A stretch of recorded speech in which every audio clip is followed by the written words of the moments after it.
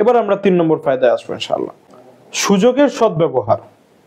সুযোগের সদ্ব্যবহার বলতে এখন আপনি ভাববেন যে আরে ভাই এ কার আবার সুযোগের সদ্ব্যবহারের কথা বলছে বা কিসের বা সুযোগের সদ্ব্যবহারের কথা বলছে। জি না, সুযোগের সদ্ব্যবহার বলতে এখন আপনার স্বামী যে দ্বিতীয় স্ত্রীকে আনলো, আমি প্রথমে একটা জিনিস উল্লেখ করেছি যে এখানে খিদমতের জিনিসটা অনেক সহজ হয়ে গেল।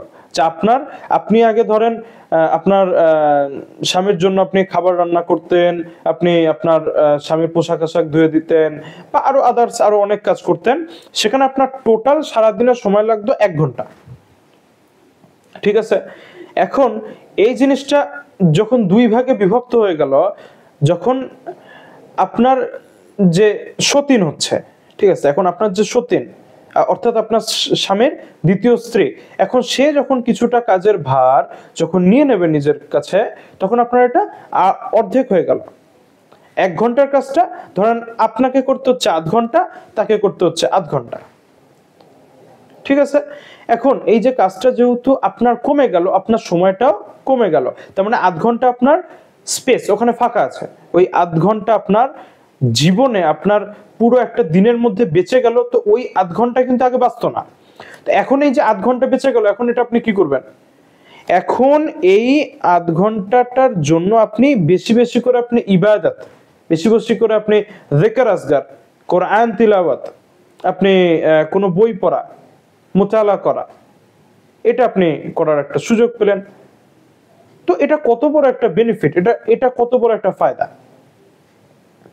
তাই না? অর্থাৎ আপনি দিনের তালিম আপনি হাসিল করতে পারছেন। ঠিক আছে, তো সুন্দর একটা ফায়দা এখানে মাশাআল্লাহ উঠে আসছে। তো এখন আরো একটা দিক হচ্ছে, আপনার স্বামী যখন ধরেন দ্বিতীয় স্ত্রীর ঘরে থাকবে, আপনার স্বামী যখন দ্বিতীয় স্ত্রীর ঘরে থাকবে, তখন দেখেন আপনার স্বামীর যাবতীয় খিদমত হচ্ছে আপনার দ্বিতীয় স্ত্রীর আন্ডারে, আর আপনি পুরো দিনটা আপনি পুরোপুরি খালি। তো এই সময়টা দেখেন আপনার হিউজ টাইম, তো এই হিউজ টাইম আপনি আপনার ইবাদতে কাটালেন, আপনি লম্বা লম্বা আপনি ইবাদত করতে পারছেন, বেশি বেশি আপনি কোরআন তিলাওয়াত করতে পারছেন, এরকম বিভিন্ন জিনিস আমরা দেখি।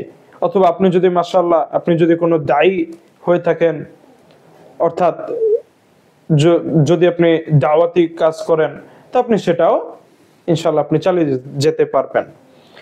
তো এটা একটা দিক আমরা দেখলাম, এটা হচ্ছে আমরা 3 নম্বর ফায়দাতে আসলাম। এবার 4র্থ নম্বর যে ফায়দা সেটা হচ্ছে দেখেন